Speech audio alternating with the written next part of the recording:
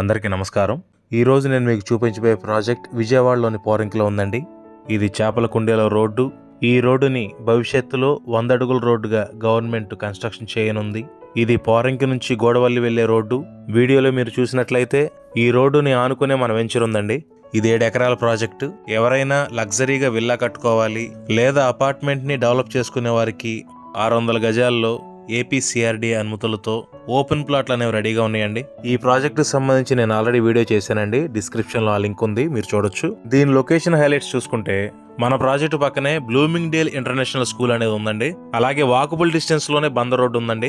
ఆ బందర్ రోడ్డు కానుకునే డీమార్ట్ ఉంది. ఇంకో హైలైట్ ఏంటంటే Amaravati proposed inner ring road 96 కిలోమీటర్లకి అప్రూవల్ వచ్చిందండి.